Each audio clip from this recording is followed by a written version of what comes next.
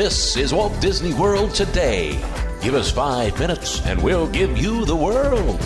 It's Wednesday, June 28th, 2006, and this is episode number 119 of Walt Disney World Today. I'm Matt Hochberger from mgmstudios.org. On the show today is Mike Newell, who runs a little old website called Mouse World Radio. Welcome, Mike. Howdy ho, Matt.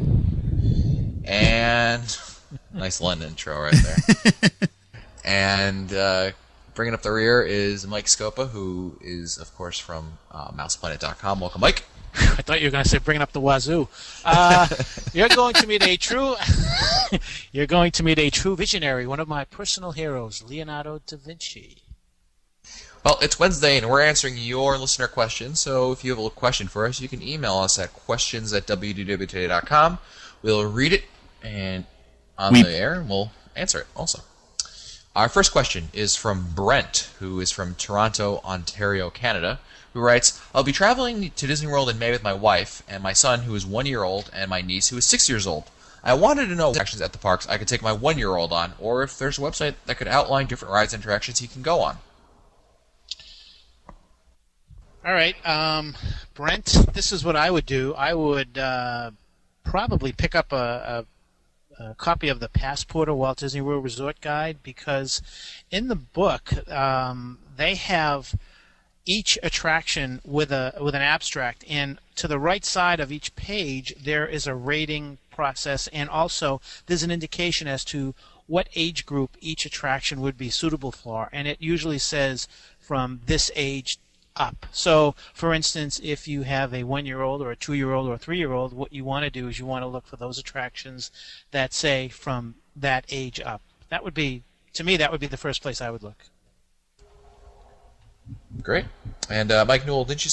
I believe you had mentioned earlier that the Walt Disney World website has information on that as well. Yeah, if you go on DisneyWorld.com and you click a selected park, yeah, it breaks down into different categories of the attractions for older people, for teens, and for the little ones also. So if you click on for the little ones, it'll bring up like Magic Kingdom brings up Small World and Country Bear Jamboree, things that the little ones can go on, no problem. Our next email is from Allison McDonald, who writes, I'm a frequent visitor to Walt Disney World from Ohio and had to struggle with how to get groceries and baby supplies to our vacation. Do you carry it all on a plane, rent a car, or to get to a grocery store, or pay higher prices at the hotel store? Our solution was shipping a care package to ourselves prior to departure. We labeled the box in care of our family and put a note on the front to hold until arrival. We ship it via UPS, and the price is about $15 to $20. When we check in at the front desk, we ask for the box and have the bellman deliver it to our room with our luggage. Just another option. I've heard of people doing that. That's interesting. Yeah. Well, we've all come to the conclusion that there is no good grocery service, one of those online grocery services, unless you're willing to pay somewhere along the lines of over $100 for groceries. Yeah.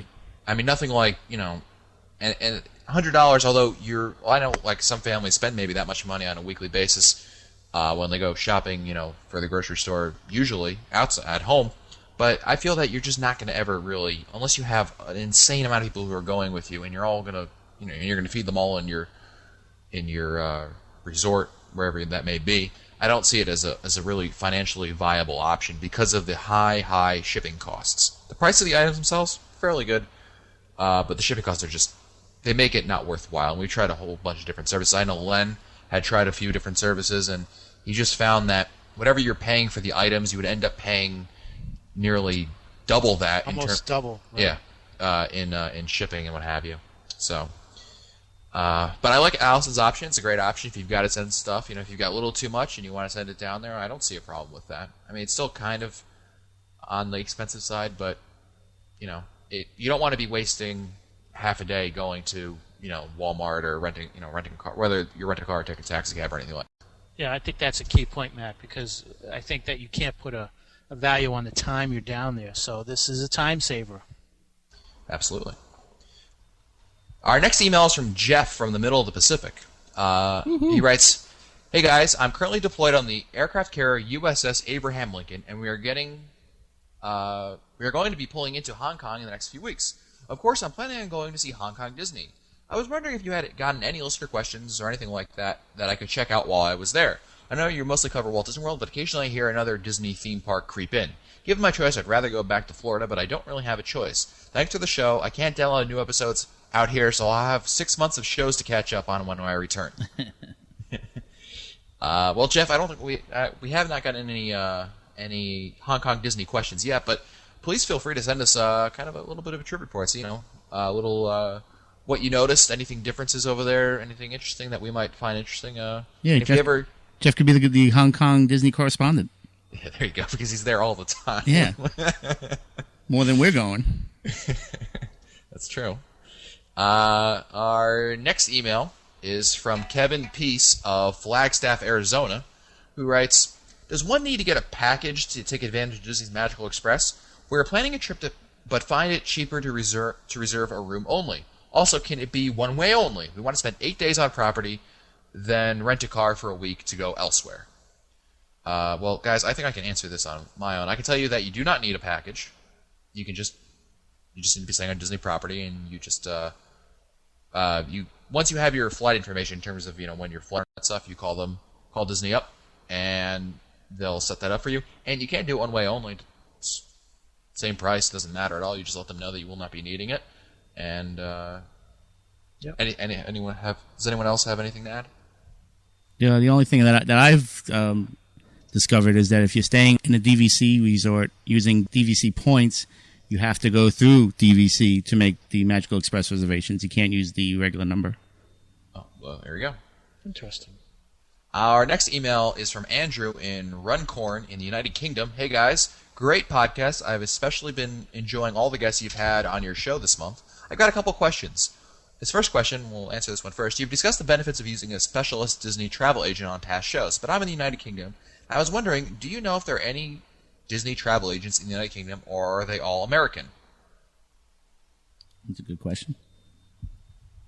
Yeah, isn't there a site that he could go to that would give him? Yep, the DIB. It's www.thedib.com. We'll have a link in the show notes because DIB is spelled with two B's. And well, I was going to say, Matt, I do know, Andrew, that there are some friends of mine over there across the pond, as we say, who use a couple of travel agencies over here when they ever come to Disney World. I have a couple of friends who have been coming the last 3 or 4 years to Mouse Fest, and they've been booking with United States travel agencies or whatever. So I don't know what that means, but that's just another option that I throw out for them. I mean, they all take credit cards, Andrew. So, as long as you've got a major credit card, I would think that anyone could do it. But you might. My first bet would, if you want a British counterpart over there, to go to the DIB. Their slogan over there is Disney with a British accent. Right. And you can go over there and ask your questions, and I'm sure they can help you out over there with that sort of information. It's a good site. And, yeah, it's a great site. I posted over there in the past. Andrew's second question is, in episode 76, you discussed off-site hotels, and we're considering staying at one of the downtown Disney hotels when we next visit. Probably not until about October 2007. But we don't drive. So do you know if Magical Express service calls to these hotels? Or if it doesn't, what would be the easiest way for a party of 7 to get from the airport to the hotel? If I'm not mistaken, Magical Express does not serve downtown Disney hotels. And that's what I hear for a too. party of 7, what do you think, Scopa? I would go to mousesavers.com. I would look on the site that says getting in and around the area, and I would also check with Happy Limo. That seems to be the limo of choice down there. So I'd go to Mouse Savers because I believe Mary has a coupon or some kind of a deal with Happy Limo, or at least one or two of the limo outfits down there. That would be my answer. Great. I'll put a link in the show notes, of course. Our next email is from Ben of O'Fallon, Missouri, who writes, "We were traveling to Walt Disney World in December with another family who are in active military. They really want to go to Shades of Green and can sponsor a room for us as well. In your opinion, for $100, tax included per night, I assume, would you stay there over other comparable Disney-owned resorts like Wilderness Lodge?" Yes. Absolutely. Question. Absolutely. And if Len was here, he would jump all over that. Yeah, Len would ask for another sponsored room. Because that basically, Mike, you might be able to validate this for me. I would say that the Shades of Green is probably at least a moderate, if not a semi-deluxe. I would say it's a bit above moderate. I would agree. Yeah. Ben also wants to know, is buying a 10-day no expiration park hopper at the Shades of he's buying a 10-day no expiration park hopper at the Shades of Green when they arrive. Is that the best option for the ticket option that he's looking for? I hope that made sense.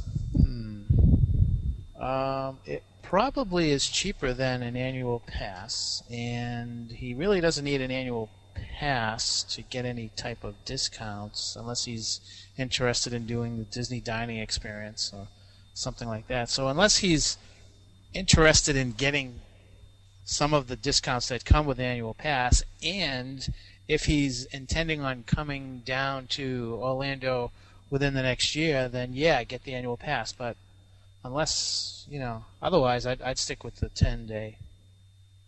Yeah, I was going to say, if he's coming, unless Ben is planning another trip within a year of that trip, yeah, I think he's fine with what he's got, but otherwise go for the annual pass, because beyond that, you're going to do than you would for the annual pass. Yeah, if he's going to come down for another 5 to 7 days beyond the 10 days that he's going down this particular trip, yeah, go with the annual pass. But otherwise, I'd stick with the 10-day. Our next email is from Paul Miller of Hockinson, Delaware, who writes, "Great podcast. I've heard the last 20 shows. I'm now in the process of getting the old shows from your archives. I know you discussed Magical Express shuttle service on previous episodes. My family and I have a unique question." Go figure, guys. Another Magical Express question for us. It's very popular. We used a town car service for our last trip in April of 2005 and thought it was great. This October, we will be arriving at Orlando Airport at approximately 9 o'clock p.m. on a Friday. We would like to try the Magical Express shuttle because it is free, but our fear is that our bags will not be brought to our room until very late in the evening. I don't want to wake up my 4- and 6-year-olds. How long does it typically take to get your bags brought to your room with that service? Are we better off with the town car service so we have greater control of our bags? Thanks in advance, and keep up the great work. I would think that at 9 or 10 o'clock there would not be that many people using the Magical Express as there would be at 9 or even 10 in the morning. So my guess is that the time of day does not have any impact, and it will take a while to check in, and my guess is that the time you get into the room, the bags will be there. That's my guess. I've done it. There is a cutoff point where your bag will not be delivered after a certain hour. 9 o'clock, I think you're all right. I want to say it's midnight. I'm not sure why. The other thing to do, and who's this emailer? Paul. I would recommend that, and you should do, anyone who uses Magical Express, regardless of the time you arrive, you should always have the bag that you bring with you, your carry-on bag, should have everything you're going to need for 24 hours. That's right. Right. Because you have to assume they're going to lose your stuff, whether it be Disney or the airline, which is more likely. Bring a bag that has all the major stuff you're going to need for 24 hours. You should be okay because your stuff will probably get there, when you get to the resort, based on a 9 o'clock flight. You can call up Disney. They'll let you know exactly what's going to happen. I don't think it'll be extremely late because if you're landing at 9 o'clock, you're not going to get to the... your luggage is running on a parallel path with you. You know what I mean? Because when the plane lands, they start unloading your luggage, and then Disney gets a hold of your luggage. So I would suspect that because you probably won't get to your resort until about 10-ish, and then actually settle down, and by the time you guys, they're kind of excited, so you may go for the swim. I would say you probably have your bags within a couple of hours, because as Scopa said, it does take time for your luggage to get there. And for you to check in and get into your room. Yep, exactly.